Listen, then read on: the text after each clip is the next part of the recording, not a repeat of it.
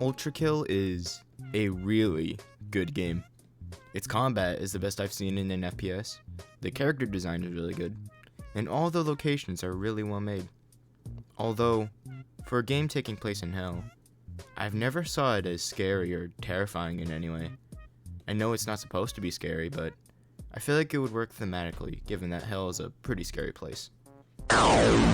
What's this? A horror game that is also a first-person shooter that isn't a shitty Resident Evil copy? And is actually a movement shooter like ULTRAKILL? Shut up and take my money! Bion is a movement-based shooter / platformer developed and published by Bion. I'm not sure as to whether or not Bion is just a few dudes or one dude, but if it's the latter, then that is very impressive. Good job. Booting up the game, we are greeted by lovely images and even lovelier audio. This definitely won't haunt my nightmares for the next few years.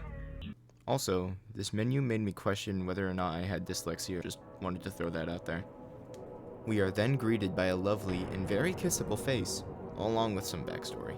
You are a simple fisherman, a hermit with a taste for fish of the Eurasian Ocean. Ages pass by as you drift along without purpose, benumbed by the endless calm ocean. You dream of endless steel corridors and a voice ancient yet familiar.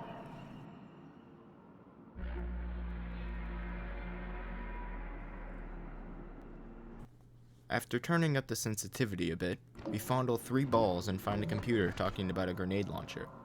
Computers like these are going to be the main way we are told the story of Bion. I think it would be more engaging if the computers had voice logs in them, but Bendy and the Ink Machine this ain't.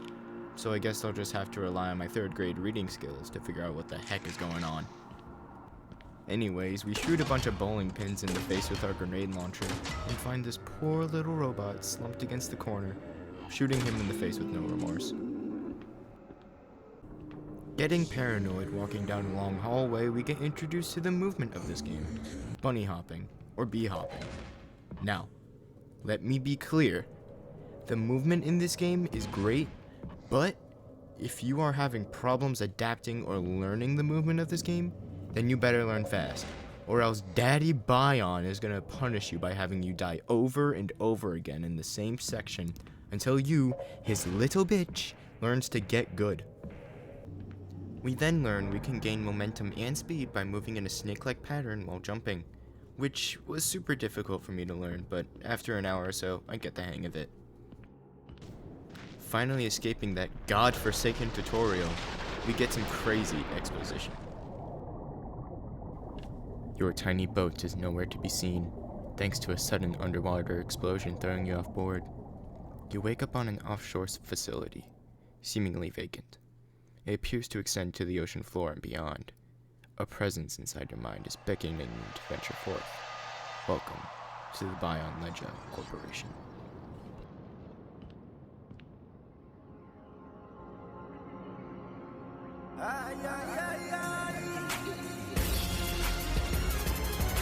Barging into Lady D's castle from Resident Evil Village, we stumble onto a computer talking about a man in a tiny boat, referring to us.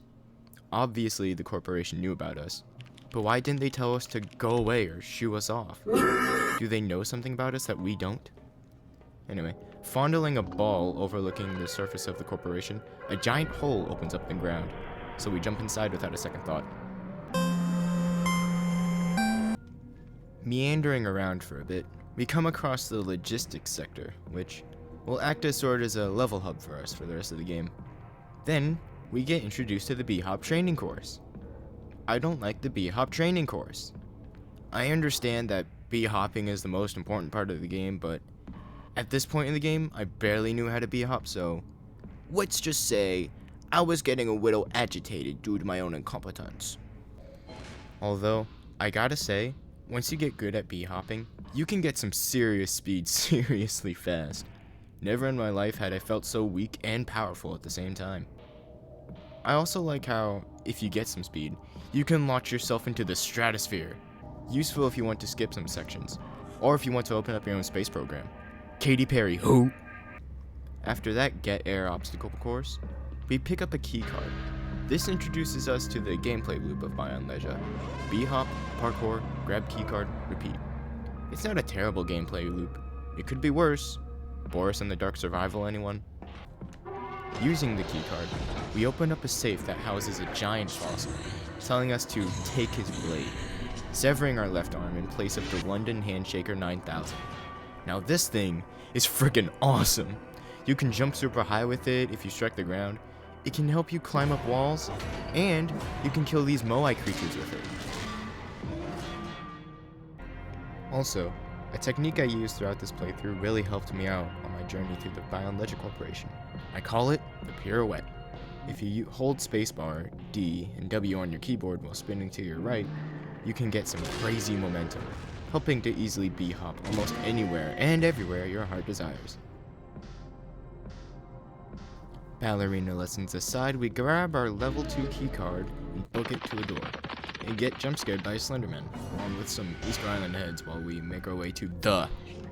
It's just a big parkour section, a way to test the player if they've gotten good yet, which I have not. Getting our Second Amendment rights back, we blast some bozos back to Kingdom Come and make our way to my least favorite part of the game, the Needle of Galgalam. Something, I don't know how to pronounce it.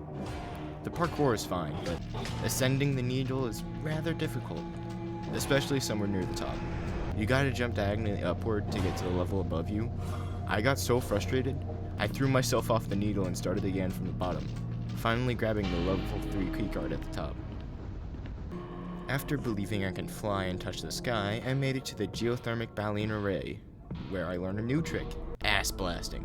If I face the opposite direction as to where I want to go and strike the wall or ground with the sword, I turn into a human missile, flying through this section with ease.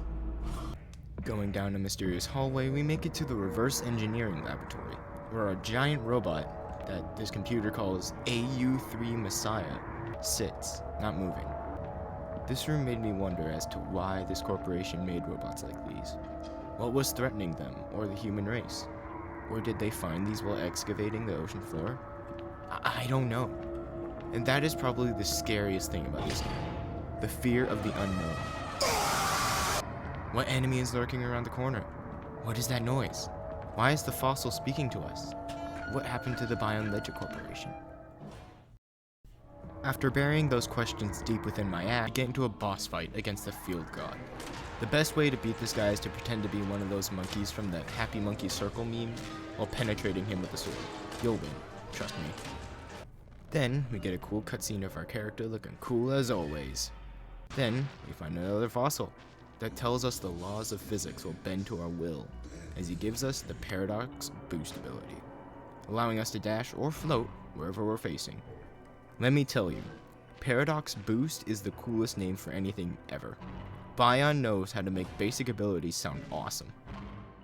After killing a bunch of enemies, we make our way to our first and only Floor's Lava section of the game. Although, I guess Bion didn't know what else to do with the Floor's Lava idea because now we're platforming over a bottomless pit.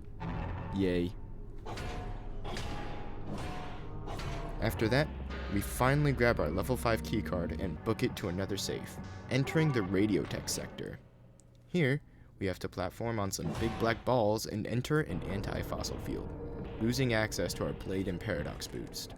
Which friggin' sucks, man. The Blade of England's Bane is my favorite part of this game, and Bion took it away. It doesn't help that this is the hardest part of the game.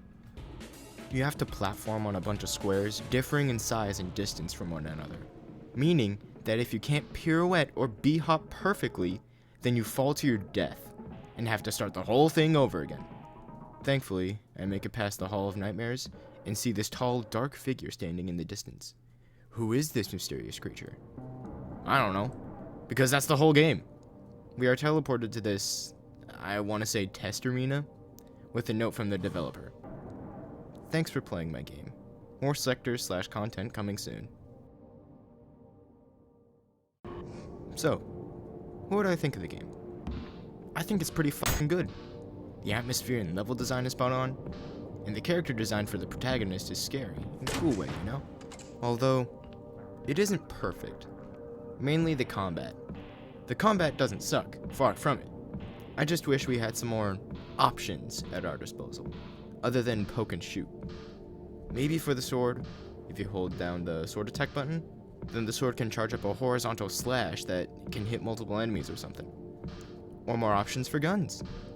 Or maybe, so Bion doesn't have to make a whole new model for a gun, they give the grenade launcher different kinds of ammo or something. But who am I to ask that of Bion? If they want to keep the game platform focused, then I'm all for it. Whatever they want to do with this game, I'm sure it will turn out great. Thank you for watching my video. Bye!